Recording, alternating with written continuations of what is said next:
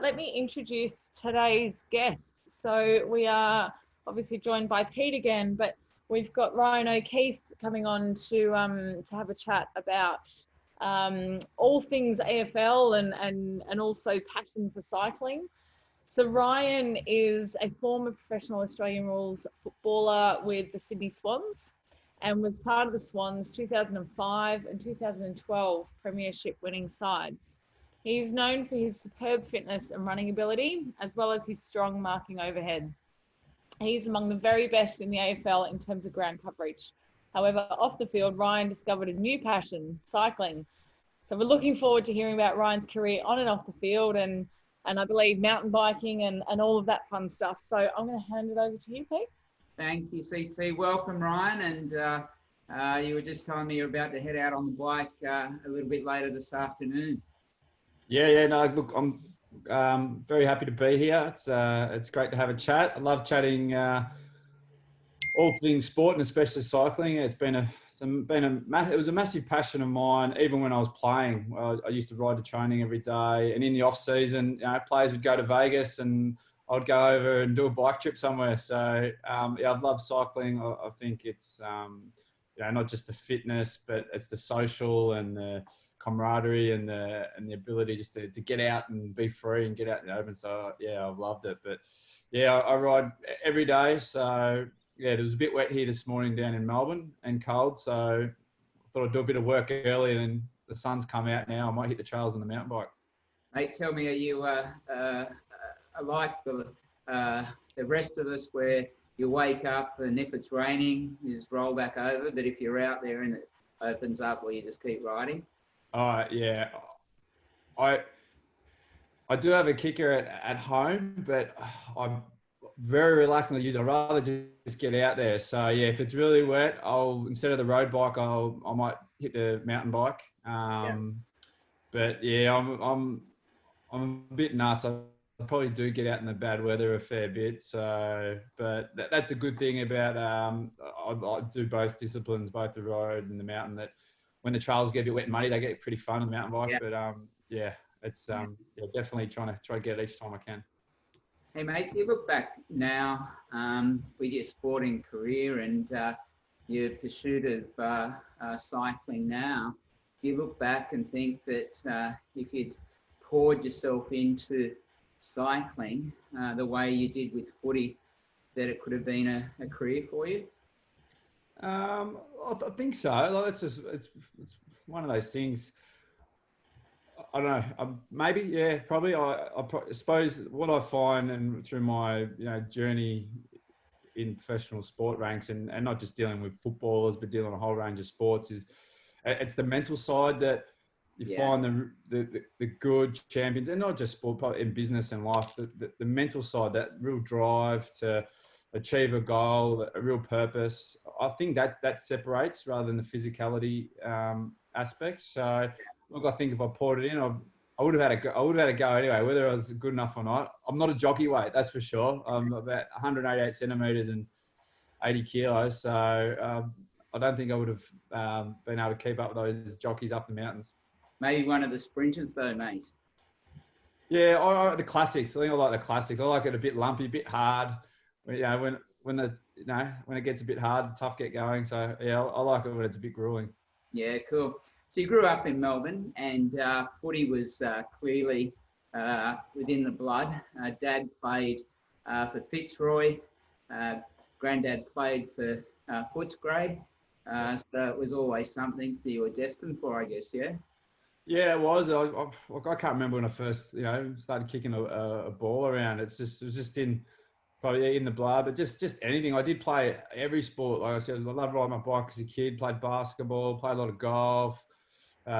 Cricket, swimming, did athletics. So I just did it. I just did everything. I never wanted to be inside. I never wanted to watch. I was never a watcher of sport, always a doer. So I just wanted to get out and do stuff. But I think early on, I knew I sort of had,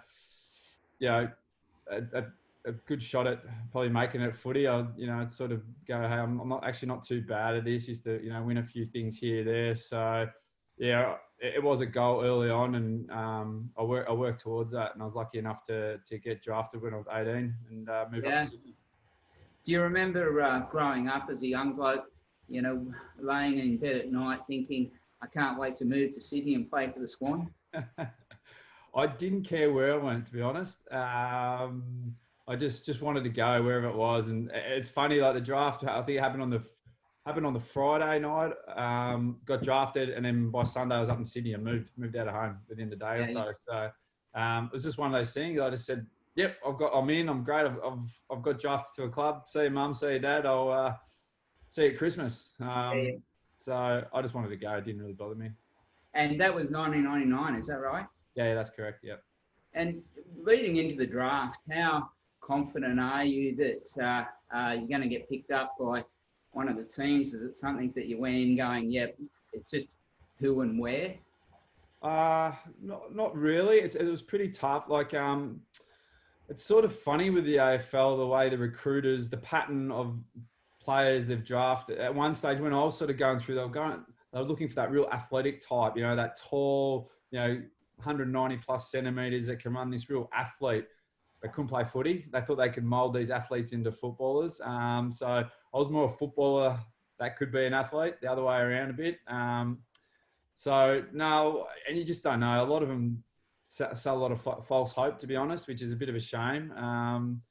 But yeah, I was confident, but I wasn't, 100% sure. Yeah, look, I'm packing my bags. I'm going to be at an AFL club by Monday, which can be quite stressful. I think the good thing with me is, which happens to a lot of kids now, is I'd finished my year 12 when I was 17, so I had one more year in the under 18s program down here. Just sort of did uni, and uni can just bubble along, but they're more concentrated on footy, which I thought was a real blessing. Which unfortunately, a lot of kids are trying to do their VC or their year 12 and combine their draft aspirations. So it can be quite a stressful time. Yeah, yeah. And what was it like for you packing up, moving to Sydney, a full-time professional athlete by the age of 18, is that right? Yep. Oh, it was pretty good. Yeah. I didn't have much to pack, just some clothes, and in the suitcase, jumped on the plane, and up I went. The good thing with Sydney, the Swans, is that they're, because at that time, pretty much 100% of the list came from interstate. There wasn't any real local kids that were getting drafted in there. So they had to be really good at their player welfare and looking after the new kids coming in just for retention. I was lucky to move in with a couple of older players, Leo Barry and Ben Matthews, and those guys were great. They took me under my wing, showed me the ropes. So I was really fortunate to my first introduction to Sydney was live with a couple of really good guys who had great careers themselves and really, helped show the path for me. Yeah, right. And the first couple of years, good times in Sydney and enjoying your footy? Yeah, it was. It was, 18, moved up in Sydney, getting shown around. That's when King's Cross was King's Cross, not as it is today. Yeah, look, it was good as an eye-opener. But I suppose growing up in Melbourne in a big city and, going to school, I had to travel across the city and public transport all the time to school. It wasn't a huge shock to me compared to, say, some of the country kids or kids that have come from WA or Adelaide, which is a bit quieter towns. That was a real culture shock for them. But for me, it wasn't too bad. But well, I thought I was pretty independent. I didn't get homesick at all. I just thought, how good's this? I'm getting paid to play a game that I love, getting paid to be fit and train. Like, how good's this? So I just embraced it. Yeah. 2002, your younger brother Aaron is tragically killed in a car accident. Obviously, you're in Sydney, away from the family.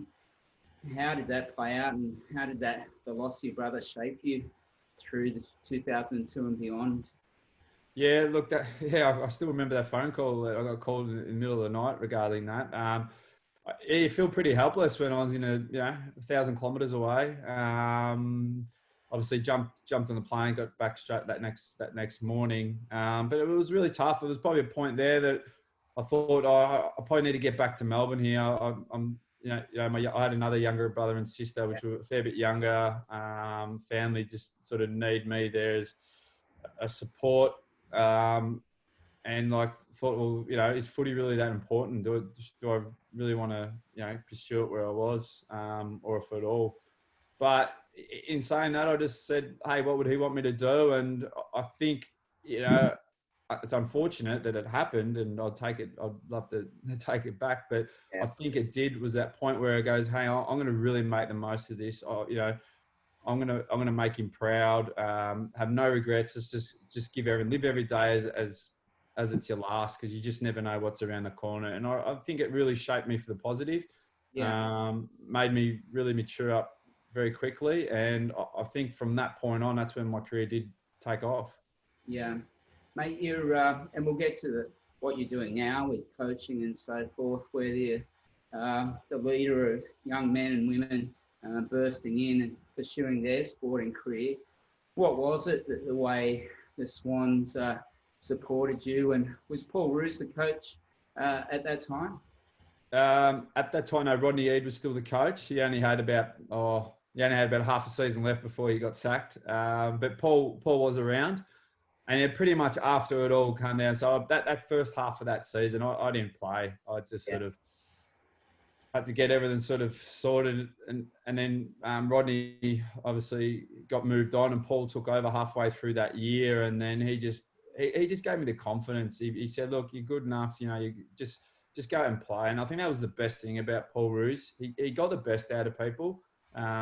If you're going to put in and buy into the culture and that, he'd give you all that confidence, and that was probably the key to his coaching, that he was able to get the best out of everyone. So yeah, and then once from then on, I just had that confidence and just went for everything, and then made sure I worked hard, didn't waste any session, didn't waste the resources, all the opportunity that I had, which I become very grateful about everything. So, and I think when you put in that hard work, it's amazing how much reward you get out the other end. Yeah, sure.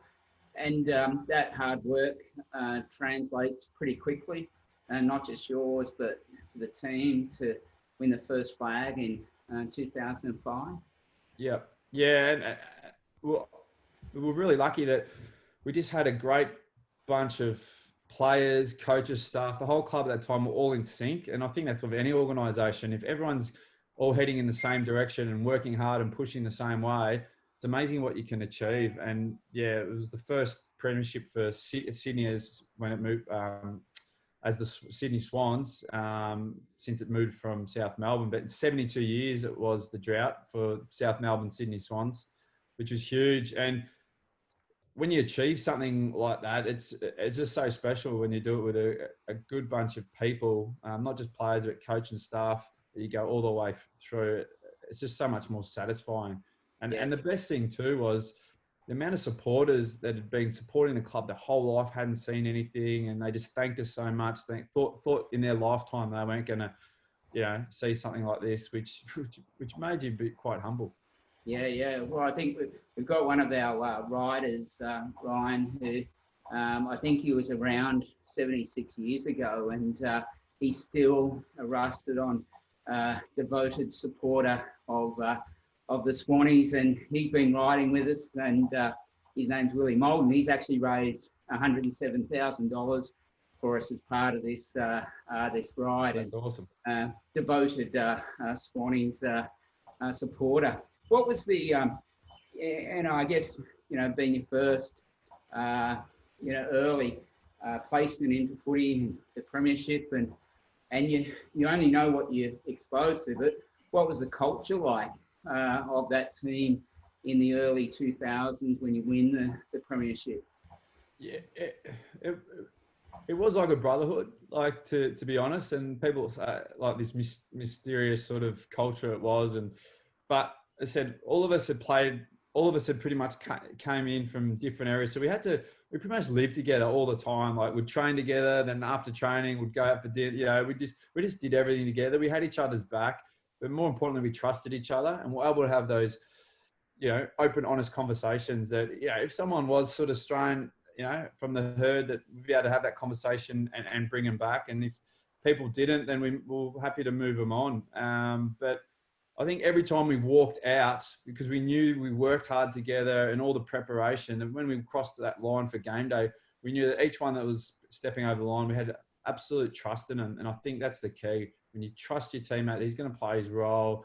He's going to do everything possible to help you achieve what you want to achieve. You grow with a lot of confidence, and I think it grows confidence within yourself, not just the team. Paul Roos was famously known for his no dickheads policy in recruitment and retention.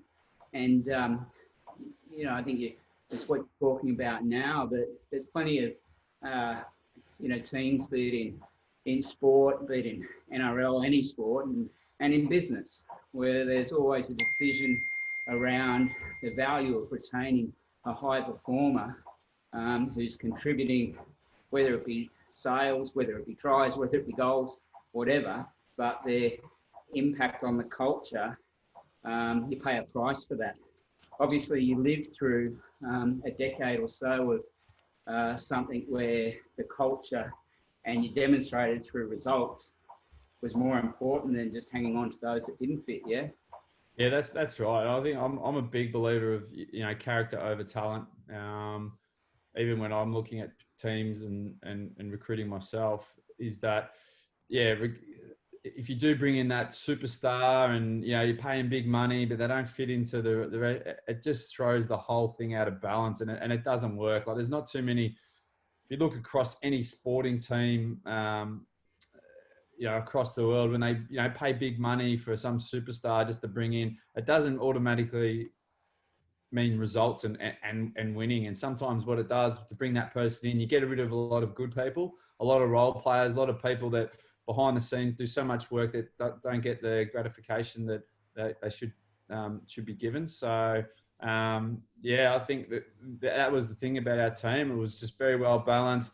If there was players that wanted to come in, and that's what ended up happening when you create something, a great club, people wanted to come, big stars wanted to come play for us. But as a playing group or a leadership group, Paul would come to us and go, hey, this player wants to come in our organisation. What do you think? What do you know? We put a line through a few where some people going, what are you talking about? He's a great player. Put him through, but we just think he wouldn't match and wouldn't be part of what we created. And I think a great team always beats a team of individuals. So if you've got a good culture and a good system, I said, everyone pushing in the same direction, no one's out for their own agenda, then you achieve great things. You're building teams and coaching teams at different levels now, and is it something that you're able to remain true to around that point? Is there times where you think that they just make such a difference on the field, or are you really clear around that for you? Yeah, where I'm in junior development, so I'm got the kids that are in the under 18 system that are trying to get drafted, and some of them are quite talented. But that can be, rat bags, to be honest. But being that young too, it's probably got given them more leeway because they sometimes don't know what they don't know. So you're trying to educate them and everything like that. And I know with my team in particular, I'll make sure that this is what our team values and this is how we're going to do it. And when they step outside that, to educate them, not just boot them out. I think when you get to the professional level, the margin for stupidity is a little bit less, or tolerance. So with the kids, you just got to, a lot of them don't know and sort of been just going on their own journey, doing their own thing. They've come from some local club where they're the big fish doing what they want. So it's more an education process now for me to go, hey, that's not how we want to do this. It's not going to work. And give them real life examples of when they do step outside and play for themselves, it doesn't actually work. When you play as an in-sync team, the individual plays better, the team looks better, everything looks better, and that's the way to be. Yeah, dealing with the kids that you do now, what's the problem or with social media? Like, obviously not back in your day when you were getting drafted and signed, and this seems to be such an issue for many people and some of the young amazing athletes that we've spoken to on this program who have their fair share of real negative criticism. And how do you help, as a coach, as a mentor, as a father, how do you help guide these kids who are now getting the fame and so forth around managing their social media? Yeah, it is a new thing, a new era. I suppose people can get famous very quickly because news gets out so fast now. Yeah, Um, and it's about how do you manage that, and how do you say, well, look, everyone's going to have an opinion about you, but who do you trust? What opinion does it really matter that you'd really care? If you don't care about the opinion, don't worry what it says, because there's always going to be someone trying to bring you down, or talk about you. And then the other thing is, like, people might talk you up as well, not to get ahead of yourself. So it's that fine balance of how you do it.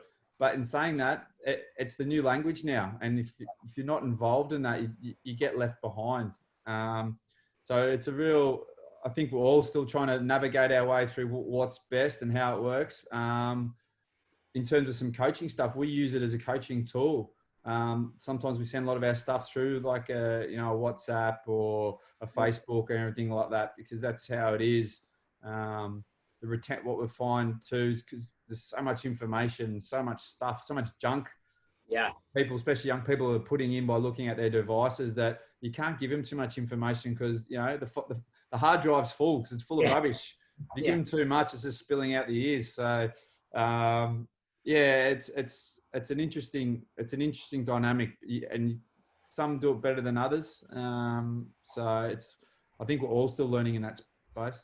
Yeah, yeah. Back to 2005. Was your granddad? Is he still with us? Was he able to see the premiership? And I assume mum and dad and the family are at the MCG for that day.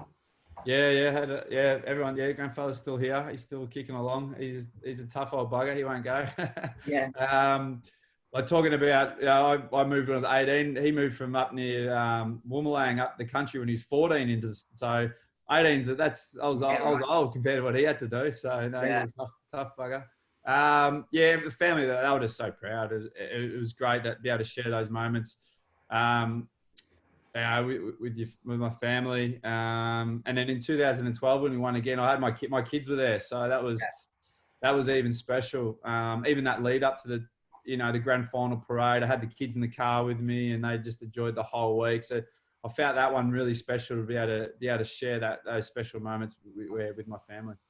And of course, in 2012, you won Best on Ground medal for your performance that day. Yep, that was pretty good. It was a bit of a shock. Like, it was cream on the top. We won, and that's all I really cared about. And then they announced that you won the Norm Smith medal, and that was like, initially it was like, oh yeah, cool, awesome. I was enjoying the team success. It's not till now when you reflect on it and people talk to you about it, you go, yeah, that's pretty good actually. That's not a bad thing to have on the CV. So look, I just think, as I said, I just went into that game, focused, had my role, I knew what needed to do, and I did that. And the individual success came off the back of the team stuff. Yeah, yeah. Well, there's not too many people win them. There's only like one a year. Exactly. Yeah, exactly right. And only two top teams. A lot of people tell me, and I'll keep saying it's harder to win a Norm Smith than it is a Brownlow. So I'll go with that. Yeah, well, good on you, mate. If you're the holder of a Norm Smith, you'd absolutely hold that position. Yeah. What do you think of the roads that we're riding on here in Thailand? The footage is beautiful. I did a tour in North Vietnam back in 2010. Yeah, and very similar. So I've done a few bike tours through Asia. It's great. Yeah, you can see the one of the things that surprises people first time on the tours is the quality of the roads, the interaction with the community, and how good the bikes are we give them. But it's just such a beautiful way to see any country. Hey, I want to return to the dressing sheds for a minute. You see, there's increased coverage of players at halftime, full time in the dressing sheds these days, and no matter what sport you follow, you see some almighty blow-ups from coaches. What's your style? Is it you can give them a good go when you need to, or is it something that you find the more people respond to being spoken to as opposed to being yelled and threatened, or what's your approach? No, I can give a good spray. Don't worry about that. Yeah. No, it just depends. You can't rant and rave all the time. So when you do, and during the weeks, all your education process through training, through meetings. The preparation, the amount of time that you spend preparing, starting from pre-season, say we start of November right through to the season, and during the week, and all the meetings, all the time you put in, you really teach and make sure everyone on there.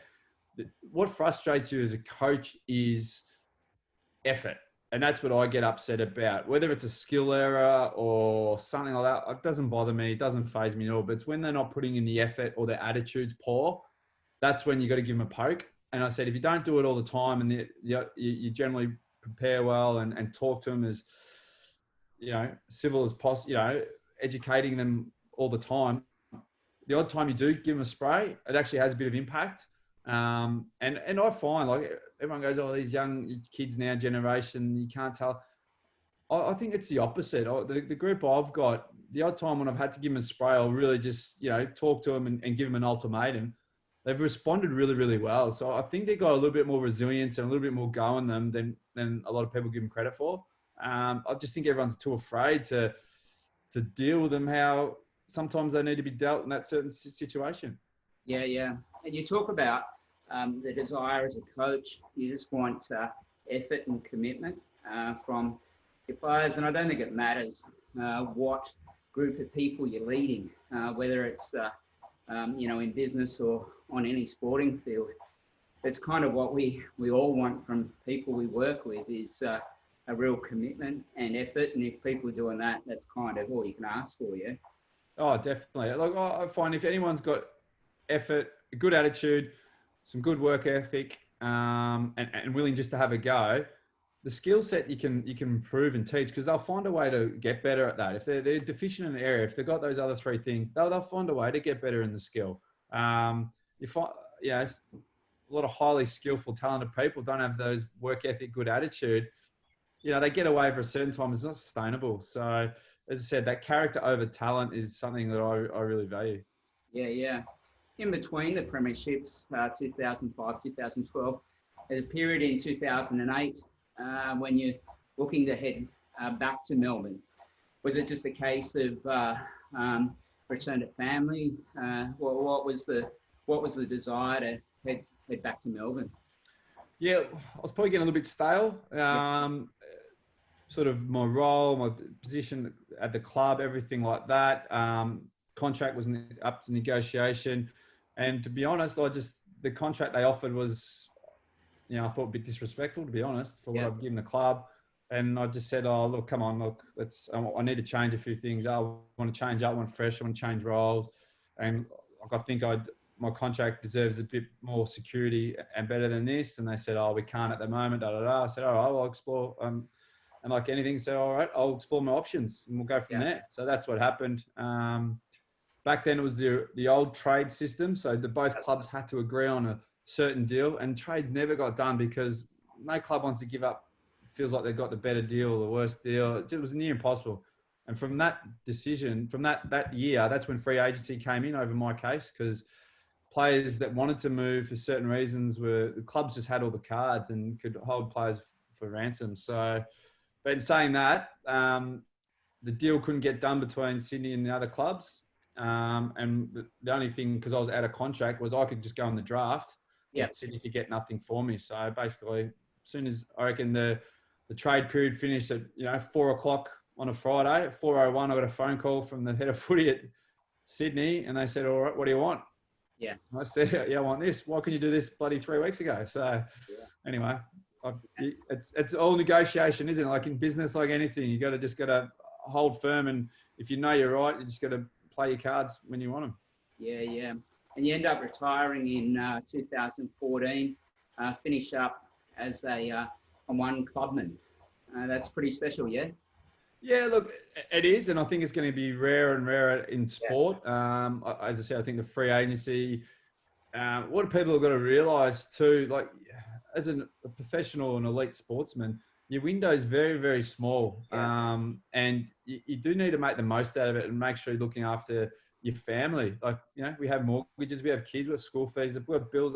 It's a job, and people go, oh, you make all this money, but it's front-ended in your whole working career, really. Like, you might make this money early, But if you finish by late 20s, early 30s, it shuts. You're down, and because you've been out of the work industry, if you go into other industry, you're starting down the bottom again. Yeah. Where it's everyone else is they work their way through while they don't have too many commitments, and they build in their wage and their career builds up the other end. But as athletes, you got to make the most out of it. So, and to be honest, sporting teams, if they don't think you're valuable enough, they'll get rid of you quick as you can. So, as a player or an athlete, you're just a commodity to the team. So, when I see players move for other deals and contracts, I think in Australia it still hasn't quite, with the supporters, hasn't quite become norm. That's why a lot of players go, the move back home for family and all that is just a good way to sound good. But to be honest, most of the time it's the contract, or the club. They're just not liking the work environment they're in. So you wouldn't see too many players go, I want to move because I hate the club and coach. But in the States or Europe, it's just, I'm going mid-season and no one bats an eyelid over it, which I think will happen in Australia eventually. It's not that different in the rest of the world, is it? If we get jobs, if we don't like who we're surrounded by, we don't like our boss, or if we get there, we find out it's not quite like what we thought it would be, well, we're out. We're off to another. Exactly right. And no one bats an eyelid over that. So I think the thing with Australian sport, it's so, what's the word? It's so passionate about your area or your team. You just hate seeing players go, but I think eventually it'll become the norm. Yeah. You talked about if clubs, if they're not happy, they'll let you go as well. There must be only one other position which is on knife's edge around performance and a single focus. You know where I'm going. It's around the coach. Oh, to be a coach, it's poor. You don't realise, and when I retired playing, I went to coaching. I coached at Adelaide Crows for 4 years. As a player, you pretty much rock up. What's the session? You train hard. You do work within your team but primarily your focus is get yourself right and be quite individual and selfish in terms of your preparation and make sure you're ready to go to perform for the team. But as a coach, you're worrying about 45 other people, planning the session, reviewing the session. You work 24/7. It's that my wife thought when I retired from playing, she goes, I'd have my husband and be able to do this. I was worse. I was home leased. And your career sometimes in the hands of other people, like other players. Like if they don't want to put in that attitude or effort, you're at their mercy. Where as a player, it comes down to yourself. Like you can, if things aren't going on, you can sort of change it yourself by things you need to do. That's sometimes that's the tough thing about a coach. You're up to what your players are going to do. So why go there? Why go there? I won't go there again. What was the allure like when you left footy and went into coaching at the Crows? What was it? Was it something that you just felt it was a natural progression? Was it an ambition for a long time as the exit strategy out of footy to go into coaching, or what was it for you that took you in there? Yeah, it was. I did all my coaching accreditation and all this while I was playing. So it's something I was planning to do. That was my progression. So I did all the work leading into it. I just love the game. I love the tactics. The game day, I just love that stuff. Like trying to work out a game plan, get the whole way the ball, everything, just how the game plays. That's and the competition and the competitiveness of that. I just enjoy that. And in the coach's box, be able to trying to the game of chess and trying to work it out. That's just I just love that. But I suppose that the other side of it, which sort of wore me out a little bit, was dealing with players that didn't want to put in an attitude, trying to follow up everything. You find a lot of them don't drive their own career, which as a person who was a highly motivated, highly driven person, I found that really hard to adjust to. And probably, being footy, nearly 25 odd years, it's got to the point where I was like, oh, I'm tired. I need something different. I'm tired of living at that edge all the time. So So we moved back to Melbourne and started working with junior development, which wins and losses aren't. It's about trying to get the best out of them and just passing on my experience. These kids want to get to where I've been and just tell them, well, I was in your position and this is sort of the path I took, which is good. Like as a coach, you're unless you're in, probably the top 3 or top 4 teams on the ladder, there's going to be someone that's calling for your head, whether it be the fans, whether it be some of the players who aren't putting in, whether it's the board, whether it's the general manager, CEO. It's got to be a hard gig, yeah. Oh yeah, you always it is. When you're coaching, you're dealing with the board, the media, the members. Every member feels like they've got a say, and their say is right. The whole box, and like dealing with parents, dealing with the players. You're constantly on the go, which is fine, and it is a whole part of running a club, which is good. Probably for me, because I've reached the pinnacle of my career as a player, that real drive, the motivation to be the best coach, win premierships as a coach, probably wasn't as strong as being a player. So I think if you're going to be in that space, like anything, unless you're fully committed and that's what you're really driving to reach the pinnacle of your career, it's hard to have that motivation when everyone's haven't taken chips out of you. So that was for me. I probably just had enough of that and wanted to wind back and then get some of my life back a little bit. Yeah. And is that where you take all of what you've just said, that's the negative, you take it out and you look at the sport of cycling, which is just embraced on a massive level, where you are absolutely in control of everything, yeah?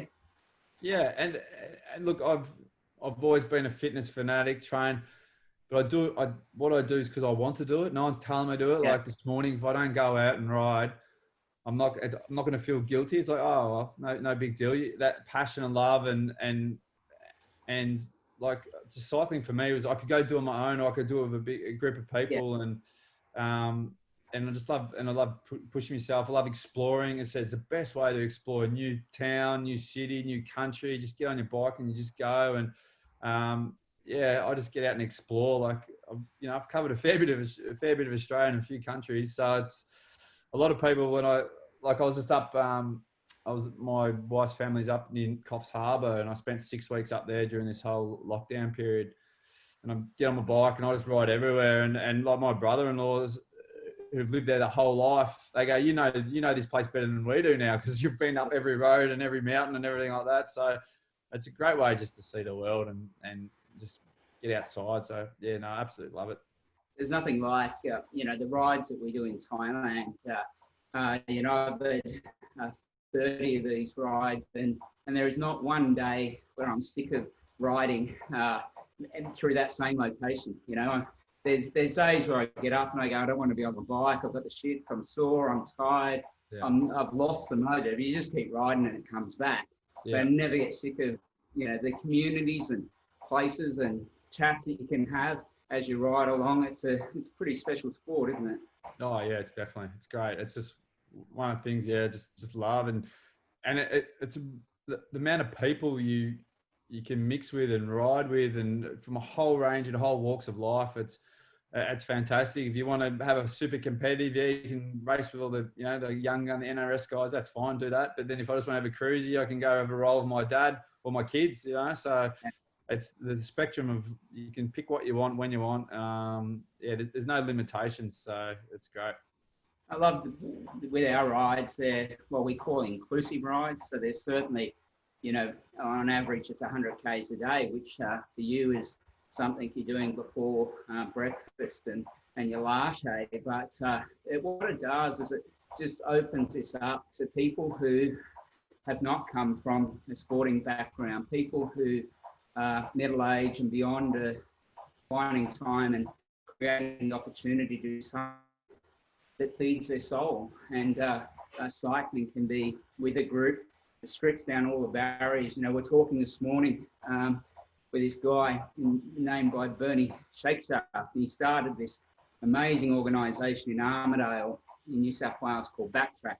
Looks after kids who, if you were to generalise, you'd say they're either been or about to go to prison, and he intervenes and they create this amazing, opportunity for these kids. But we took 2 of them on our ride in Thailand this year, and they got to turn up without their history burdening them.